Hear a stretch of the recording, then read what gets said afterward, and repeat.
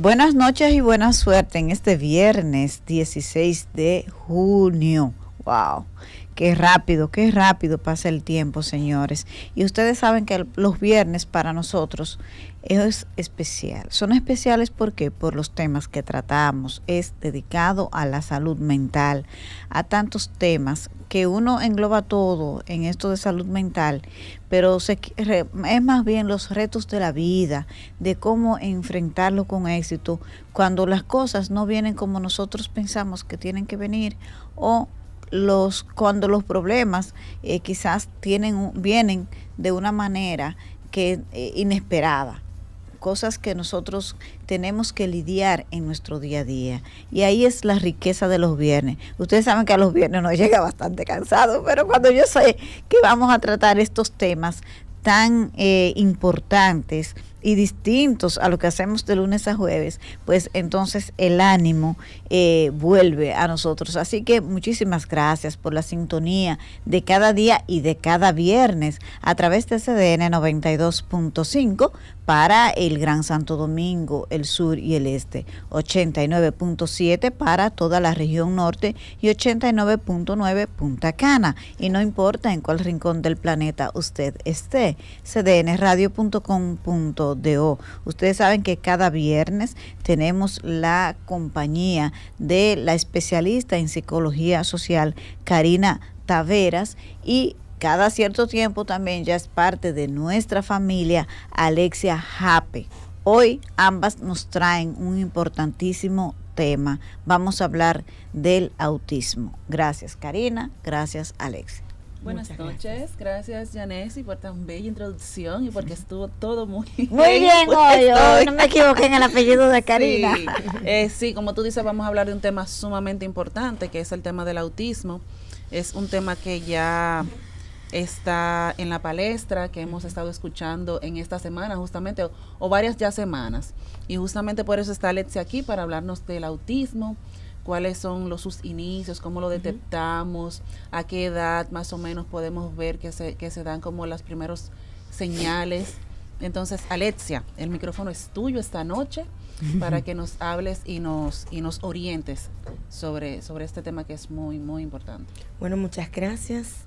Buenas noches. Vamos primero a establecer que estamos hablando de un espectro, es decir, de un gran número de manifestaciones que aparecen en la primera infancia. Regularmente los primeros señales se pueden ver antes de los 3 años, pero que regularmente son más evidentes cuando los niños ya entran a ambientes un poco más estructurados como la escuela, ¿ya?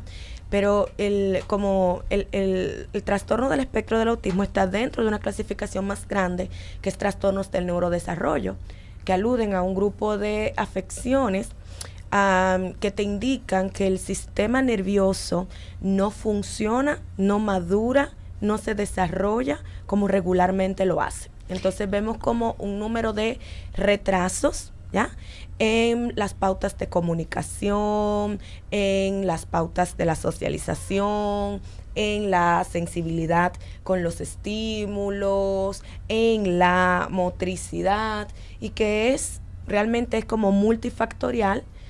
Tenemos estudios que aluden de la carga genética, ¿verdad? Pero también se habla de que lo que ocurre en el ambiente prenatal, es decir, en lo que pasa del embarazo, tiene mucho énfasis, y también las manifestaciones va a depender de aspectos ambientales. Así que no podemos decir que hay una única causa, pero sí se sabe que los aspectos genéticos tienen un gran peso en el desarrollo de las alteraciones del neurodesarrollo. ¿El autismo es una enfermedad o una condición? No es una enfermedad porque no es un ente, por decirlo así, biológico, sino que el funcionamiento del sistema nervioso, principalmente del cerebro, en áreas específicas de los niños con trastorno del neurodesarrollo, es funcionalmente diferente que la de otras personas, ¿ya? Entonces, por eso se habla del término neurodiversos, ¿ya? Y por eso se habla del término neurotípico. Entonces, no es una enfermedad, no, la persona no se va a sanar porque no tiene una enfermedad, ¿ya? Entonces, vamos a decir que es una condición más que una enfermedad, ¿ya? En este caso, Alexia, el autismo, el niño con el espectro, vemos que hay niños que tienen como características diferentes. Sí, por eso es justamente un espectro, ¿no? Va a depender mucho tienen de comportamientos diferentes. Muy diferentes, entonces, sí, en muchos casos. Las investigaciones han arrojado la razón de que un niño, ahorita decía Yanesi, bueno, son niños genios. Entonces, pero también son niños genios porque como que se centran en una actividad específica. Y eso también es un poquito del estereotipo que a veces se tiene del autismo, no sé, a través de la televisión, de los programas y las series nos muestran a un tipo de autista, que es el autista de alto funcionamiento, ya que tiene habilidades verbales, que tiene habilidades lógicas matemáticas, sí, o de idiomas. A varios que, entonces hay muchísimos dices, bueno, programas, que Good Doctor, que hay un programa de una abogada que es también, hay muchos, pero entonces como que te dan esa parte estereotipada. Raras veces los trastornos del neurodesarrollo vienen solos.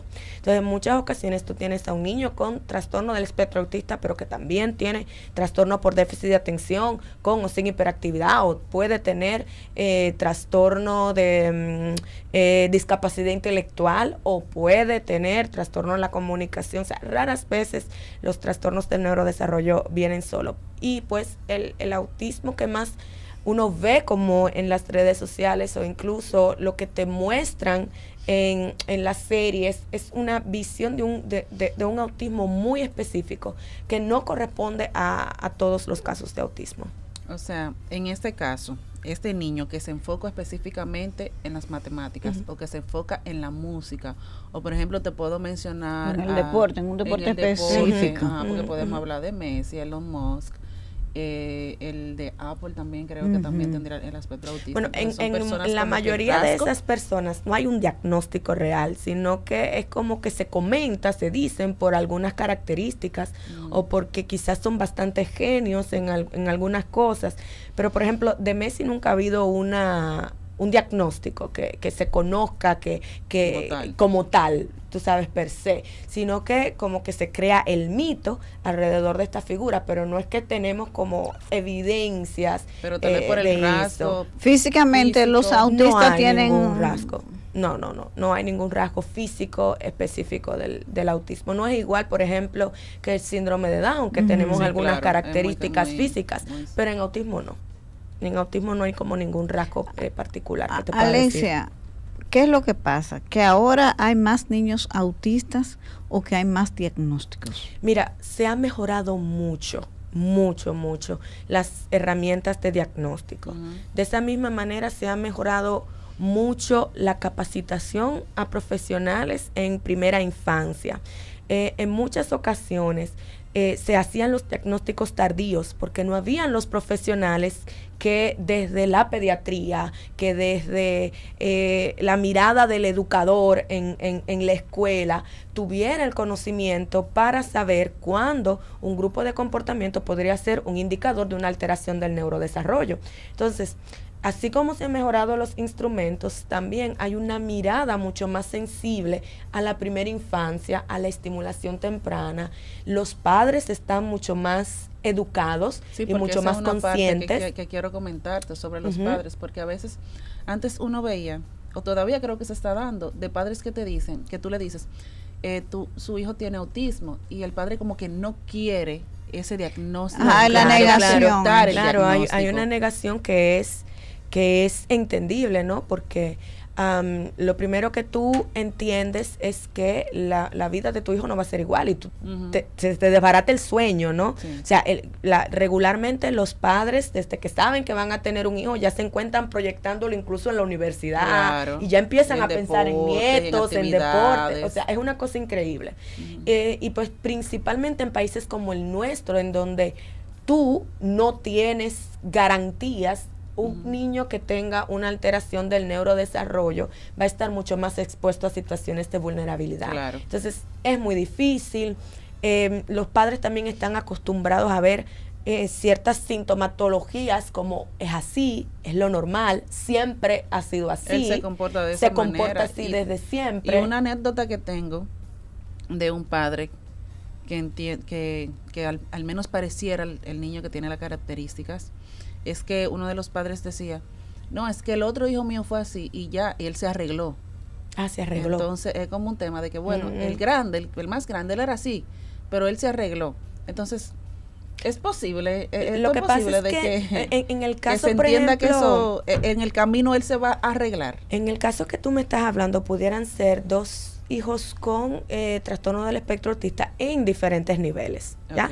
Okay. Los niveles del autismo se asocian al nivel de independencia que pueda tener, a qué tan funcional pueda ser, a los niveles de cuidado que puede tener, que necesita la persona. Se concentra mucho en la autonomía, en las habilidades de comunicación, en el lenguaje, en los aspectos intelectuales. Entonces, pudiera ser que o que el del primero no fuera autismo, sino otra característica, o que fueran niños en que estuvieran en diferentes niveles, pero evidentemente también estamos hablando de un sujeto que está en formación, en un sujeto que está en desarrollo.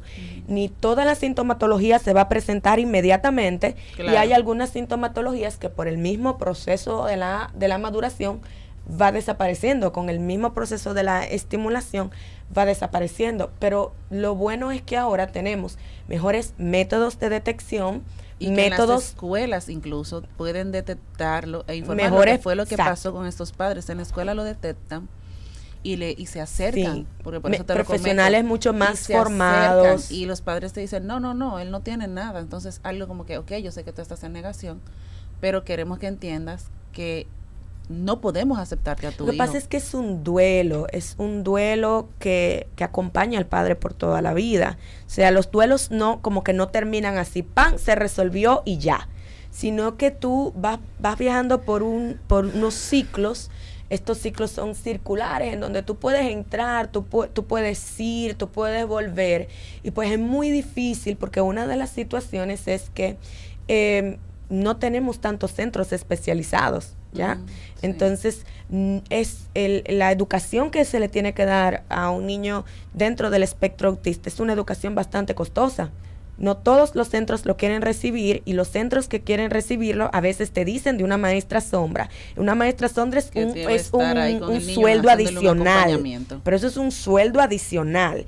Y ojo, que lamentablemente aquí el tema de la maestra sombra hay que tomarla por lupa, porque en ocasiones estas maestras sombras son estudiantes de educación, claro, o estudiantes de psicología clínica, o impostores que no tienen la suficiente formación como para realmente guiar un proceso pedagógico de la mano porque se están del formando docente, en el proceso, porque se están formando en el proceso, pero tú le estás pagando. Pero tú le estás pagando. Entonces, ¿por qué se llama maestra sombra? Bueno, porque es un maestro acompañante que va a estar en el aula junto a ese niño que tiene, porque no solamente es en el autismo que se requiere en ocasiones la maestra sombra, con ese niño, niña o adolescente que tiene una alteración, con el propósito de facilitarle la adaptación al ambiente académico. Pero ella tiene que hacerlo a partir de una adaptación curricular que se hace. O sea, cuando tú tienes a una persona con algún trastorno del neurodesarrollo, se tiene que hacer una adaptación completa, claro, a la malla curricular que se le va a las acciones académicas que se le va a aplicar a ese niño. Y la maestra sombra se supone que es una facilitadora del proceso que junto al docente se encarga de ayudar a la integración. Pero vuelvo y digo, lo más común es que en este país la maestra sombra pueda ser un estudiante que sí que tiene muy buenas intenciones, pero no necesariamente está lo suficientemente formado para que pueda hacer el proceso, claro, con calidad. Pero que el tema es que ahí vamos a la parte económica de los trastornos del neurodesarrollo. Es que es demasiado caro cualquier cosa. Eso es como inalcanzable para una persona, vamos a decir, que gane sueldo mínimo. Es más, hasta de No, 50,000 pesos, ver, que gane 50,000 pesos. Imagínate, hablemos de clase media, ¿cómo es el proceso? Porque claro, es muy costoso. Imagínate maestra sombra, más la escolaridad, la mensualidad, cómo funciona más la eso terapeuta del lenguaje, la terapeuta ocupacional, la terapeuta y los de estudios conducta, que hay que hacerle para más la nutrióloga, más la neuropediatra. O sea, te estoy hablando de un grupo de profesionales que va a estar trabajando al unísono con un solo caso, ¿ya? Un terapeuta del lenguaje, si hay una alteración del lenguaje y de la comunicación. Aparte de la escolaridad, o sea que también Sí. esa parte de escolaridad, eso está parte de todo eso. Aparte porque de la mensualidad de la escuela. Muchas veces, aunque estén en un colegio básico, que es, digamos, básico porque son de niños que no tienen el espectro, para tú ponerlos en este colegio que sí tienen el conocimiento de cómo tratarlos, de cómo educarlos, entonces eso tiene que subir de manera inmensa. Sí, un colegio... Y entendemos que no todos los niños están en un colegio que cumplan, ¿verdad?, con la característica para llegar a los niños. Los colegios, por ejemplo, inclusivos, los colegios que tienen metodologías inclusivas, incluso los colegios que, aunque no es una metodología pensada para trastornos del neurodesarrollo, pero que se ajusta muy bien, que es la metodología Montessori, son colegios cuyo costo de mensualidad regularmente está por encima que los costos regulares de los colegios, porque justamente están cotizándote ya un servicio especializado. Se supone que es un docente especializado que está, se supone que es una coordinación especializada, ¿no? Vuelvo y digo, súmale la maestra sombra.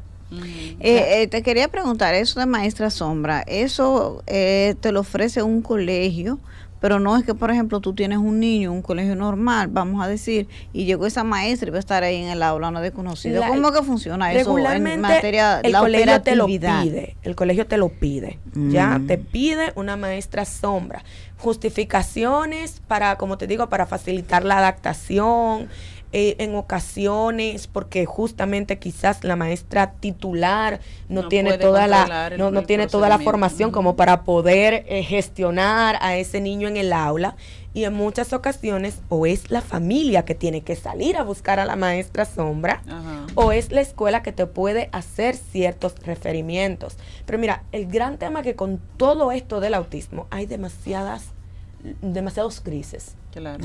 Demasiado grises, demasiada irregularidad, demasiada ambigüedad en los procesos.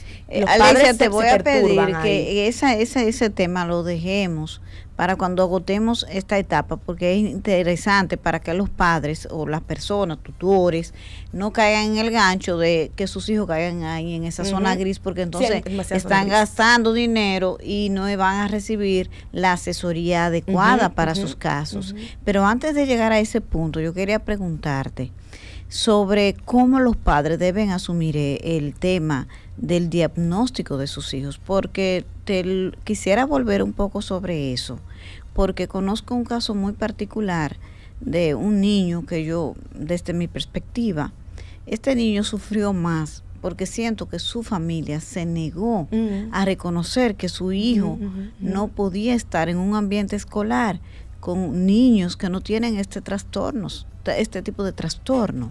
Entonces, desde el punto de vista de eso, me gustaría hacer como un chin de conciencia a los padres, a la familia, de que esto hay que aceptarlo. ¿Cómo sería el proceso? ¿Qué tú le aconsejas? Mira, te voy a antes de responder eso, voy a hacer una puntualización. Mira, lo que los modelos psicológicos y psicopedagógicos indican es que los niños con cualquier trastorno del neurodesarrollo se benefician más de estar con sus pares en escuelas regulares, ¿ya? Y que la escuela regular se le haga pues las adaptaciones curriculares y que tenga esa escuela algunas aulas especializadas, es decir, que de las 5 horas de clase este niño tenga unas horas con sus coetáneos, con sus iguales de manera regular, y otras horas ya en un aula especial de acompañamiento que entonces va a ser algunos refuerzos psicopedagógicos. Pero la idea de tener a un niño en un colegio tan solo de niños con trastorno del neurodesarrollo tiene que evaluarse con pinzas, porque gran parte del aprendizaje de un niño y de su proceso de desarrollo es por imitación, es por observación, es por relación, es por interacción con sus iguales. Entonces, si de pronto tú sacas a este niño y lo pones y generas un ambiente en donde él no va a tener ninguna estimulación típica. Adverso a su naturaleza, entonces, ¿verdad? Tú no le vas a ayudar, o sea, tú tienes que aprender, y a veces yo se lo digo a las familias, le digo, mira, aunque la señora que está comprando contigo ponga la cara y la arrugue cuando tu niño haga un berrinche en el supermercado, él necesita ir al supermercado. Claro. Yo sé que te va a dar vergüenza, pero tú no conoces a esa doña que te está mirando como que tú no controlas a tu hijo. Olvídate de la doña, hazle cara tú también, no te preocupes. No lo puedes aislar. Aunque en la guagua pública te miren o te digan lo que sea, tú tienes que salir, tú tienes que mover. Tu hijo necesita interacción. Claro. Tú no lo puedes encerrar, le estás haciendo peor encerrando, porque es que también vivimos una comunidad bastante dura, pero a veces también bastante indiscreta, que entonces te quedan mirando, que juzga simplemente por juzgando. Entonces, hay que también entender a los padres que empiezan como a aislarse y a tensarse y a generar como esta barrera de protección y de contención hacia el niño, que hace que entonces le quiten mucha estimulación típica que porque luego el niño necesita. Lo pone ansioso también el niño. Y que le quitas oportunidad de estimulación. Entonces, mira, como terapeuta familiar yo valido las emociones, ¿ya? Lo normal es sentir dolor. Lo normal es sentir dolor. Entonces, hay muchas frases que más que animar, lo que hacen es que invalidan el dolor de la familia que tiene el diagnóstico. A veces frases hasta crueles. Yo he acompañado a familias que le dicen, pero da la gracia a Dios que no he muerto, que tal, o sea, cosas así de duras, tú sabes. Ay, tú sabes, ¿ya? Que a veces intentando ayudar, lo que hace es que te tiran estos peñones, estas frases. Entonces, el primer paso es validar el dolor. Bien, normalizar el dolor, normalizar la resistencia.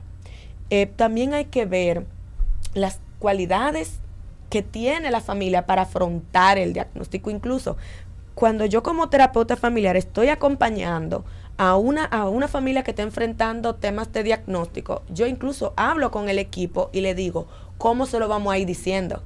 Porque tú también tienes que analizar eso. Claro. Si la familia puede de una tú decirle, mira, tu hijo de una tiene autismo. Hay familias que tú no le puedes decir así, porque tú tienes que ir generando con ellos dentro de la terapia las estrategias para que puedan afrontar el diagnóstico y que inmediatamente empiecen a activar. Entendiendo de qué familia es, cómo está compuesta, estructurada. Exactamente. Entonces nosotros vamos sí a tratar el tema de los profesionales, todas esas zonas grises que todavía existen, y recientemente se aprobó la ley, se promulgó la ley del autismo, todo